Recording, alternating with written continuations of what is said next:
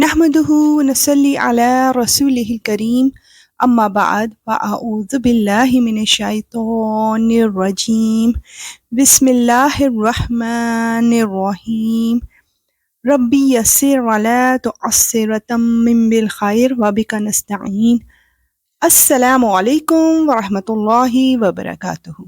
امید ہے کہ آپ سب خیریت سے ہوں گے انشاءاللہ۔ تو آئیے دیکھتے ہیں کہ آج اللہ سبحانہ وتعالیٰ ہمیں اپنی کلام کے ذریعے کیا سمجھا رہا ہے۔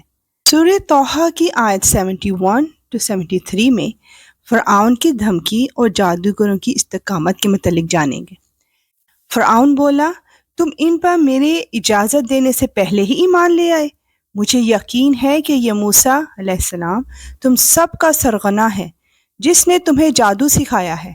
اب میں نے بھی پکا ارادہ کر لیا ہے کہ تمہارے ہاتھ پاؤں مخالف سمتوں سے کاٹوں گا اور تمہیں کھجور کے تنوں پر سولی چڑھاؤں گا، اور تمہیں یقیناً پتہ لگ جائے گا کہ ہم دونوں میں سے کس کا عذاب زیادہ سخت اور دیر پا ہے۔ جادوگروں نے کہا، قسم اس ذات کی جس نے ہمیں پیدا کیا ہے، ہمارے سامنے جو روشن نشانیاں آ گئی ہیں ان پر ہم تمہیں ہرگز ترجیح نہیں دے سکتے۔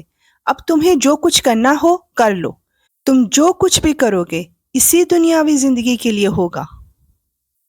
ہم تو اپنے رب پر ایمان لا چکے ہیں تاکہ وہ ہمارے گناہوں کو بھی بخش دے اور جادو کے اس کام کو بھی جس پر تم نے ہمیں مجبور کیا، اور اللہ ہی سب سے اچھا اور ہمیشہ باقی رہنے والا ہے انشاءاللہ۔ سبحان اللہ۔ آیت 74 to 76 میں مجرموں اور مومنوں کا انجام بتایا جا رہا ہے۔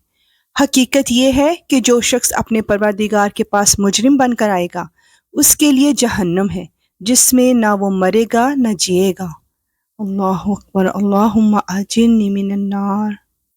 اور جو شخص اس کے پاس مومن بن کر آئے گا جس نے نیک عمل بھی کیے ہوں گے تو ایسے ہی لوگوں کے لیے بلند درجات ہیں۔ سبحان اللہ۔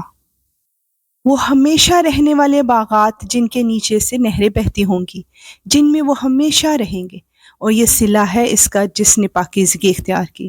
اللہ اکبر۔ یا اللہ تو ہمیں اپنی رحمت سے بغیر حساب کے جنت الفردوس عطا فرمانا، جنت عدن عطا فرمانا اپنے تمام پیاروں کے ساتھ۔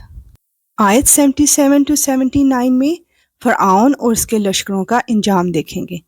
اور ہم نے موسیٰ علیہ السلام پر وحی بھیجی کہ تم میرے بندوں کو لے کر راتوں رات روانہ ہو جاؤ، پھر ان کے لیے سمندر میں ایک خشک راستہ اس طرح نکال لینا کہ نہ تمہیں دشمن کے آ پکڑنے کا اندیشہ رہے اور نہ کوئی اور خوف ہو۔ چنانچہ فرعون نے اپنے لشکروں سمیت ان کا پیچھا کیا تو سمندر کی جس خوفناک چیز نے انہیں ڈھانپا وہ انہیں ڈھانپ کر ہی رہی۔ اللہ اکبر۔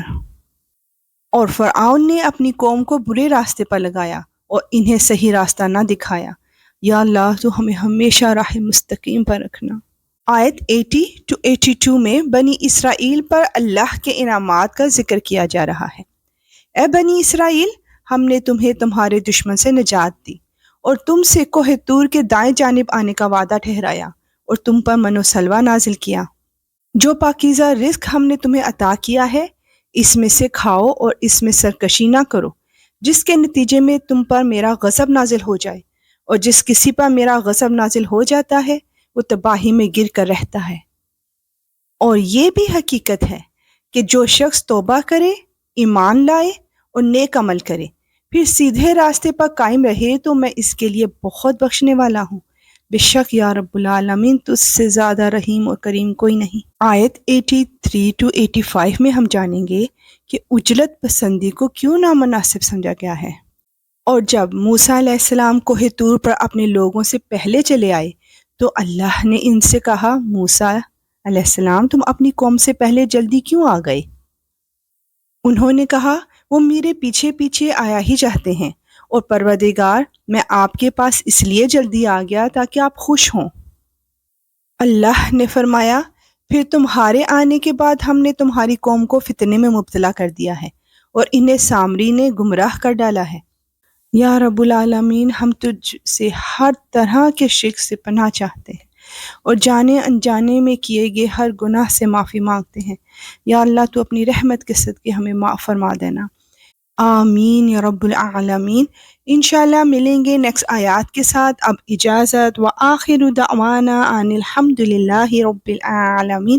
سبحانک اللہم وبحمدک، اشہد ان لا الہ الا انت، استغفرک واتوب الیک۔ السلام علیکم ورحمۃ اللہ وبرکاتہ۔